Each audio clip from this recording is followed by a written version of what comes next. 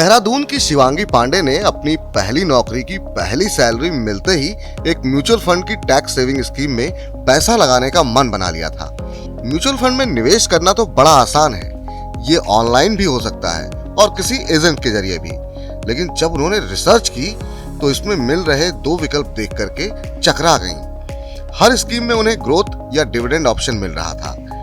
अब ये क्या होते हैं उन्हें समझ नहीं आ रहा था, तो आखिरकार उन्होंने फाइनेंशियल एडवाइजर आकाश जिंदल की मदद ली। जिंदल ने बताया कि म्यूचुअल फंड में निवेश के कई विकल्प हैं। इसमें आपको विकल्प मिलता है कि या तो आप अपने म्यूचुअल फंड में निवेश से हुई आमदनी को फिर म्यूचुअल फंड में लगाते रहें, जिसे ग्रोथ ऑप्शन कहते हैं, या तय समय पर निश्चित आमदनी करते रहें, जिसे डिविडेंड ऑप्शन कहते हैं। चलिए अब ग्रोथ और डिविडेंड में अंतर क्या होता है इसे भी समझ लेते हैं।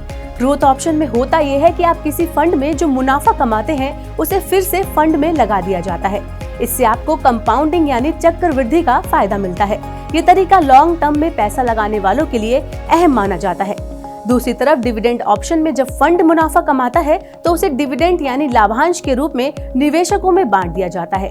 ये तरीका उन लोगों के लिए बेहतर है जो कि म्यूचुअल फंड निवेश से लगातार आमदनी चाहते हैं।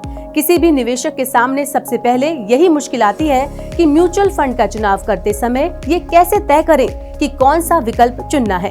अगर आप सिर्फ ये चाहते हैं कि आपको लॉन्ग टर्म के निवेश के साथ एक अच्छा फंड मिले तो आप ग्रोथ प्लान का चुनाव कर सकते हैं। दूसरी तरफ अगर आप ये चाहते हैं कि हर महीने एक निश्चित नकद राशि आपके खाते में आती रहे तो आप डिविडेंड प्लान का चुनाव कर सकते हैं। इक्विटी फंड्स में लाभांश मिलेगा या नहीं ये निश्चित तो नहीं होता, क्योंकि ये फंड बाजार के उतार चढ़ाव, अंडरलाइंग शेयरों में उतार चढ़ाव से प्रभावित होता है। इसलिए जो लोग लाभांश चाहते हैं वे अक्सर डेट फंड का चुनाव करते हैं, क्योंकि इनमें लाभांश का भुगतान ज्यादा नियमित रूप से होता है। तो शिवांगी का निर्णय भी पूरी तरह इस पर निर्भर होना चाहिए कि वे किस तरह से रिटर्न चाहती हैं। इसके लिए उन्हें ये भी समझना होगा कि उनके लॉन्ग टर्म के वित्तीय लक्ष्य के हिसाब से कौन सा सलूशन मुफीद है। तो किसी म्यूचुअल फंड में निवेश का सबसे प्रभावी तरीका ये है कि आपके दिमाग में लक्ष्य निश्चित होना चाहिए। एक बार जब आप टारगेट तय कर लें तो अगला स्टेप ये होगा कि इस टारगेट को एसआईपी या म्यूचुअल फंड निवेश से जोड़ना। तो किसी म्यूचुअल फंड को अपने गोल या लक्ष्य से जोड़ने का पहला चरण ये चुनाव होता है कि आपका लक्ष्य शॉर्ट, मीडियम या लॉन्ग टर्म का है। आमतौर पर डेट फंड को इंटरमीडिएट टर्म यानी मध्यम अवधि के लक्ष्य और इक्विटी फंड को लॉन्ग टर्म के लक्ष्य से जोड़ा जाता है। जब अपने लक्ष्य के लिए एसेट तय करते हैं तो इसमें प्राइमरी टारगेट ये होना चाहिए कि बार बार निवेश के जरिए एक पूंजी इकट्ठी हो सके।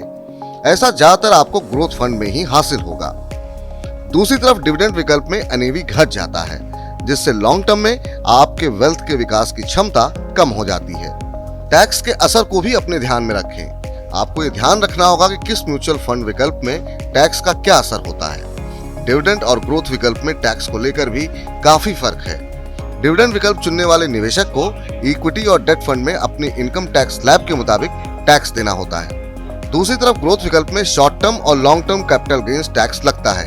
ये इस पर निर्भर करता है कि आपने पैसा कब बाहर निकाला है। प्रोफिशिएंट इक्विटीज प्राइवेट लिमिटेड के फाउंडर एवं डायरेक्टर मनोज डालमिया ने कहा कि अगर आप समझ नहीं पा रहे हैं कि ग्रोथ ऑप्शन चुने या डिविडेंड ऑप्शन, तो इसका निर्णय कुछ फैक्टर के आधार पर करना चाहिए।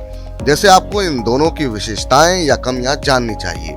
जैसे डिविडेंड ऑप्शन में एनएवी कम हो जाता है, इसमें अंत में आपको जो रकम मिलती है वो ग्रोथ ऑप्शन से कम होती है। टैक्स आपकी इनकम टैक्स स्लैब के मुताबिक लगता है। दूसरी तरफ ग्रोथ ऑप्शन में रिडम्पशन पर आपको एसटीसीजी या एलटीसीजी देना होगा।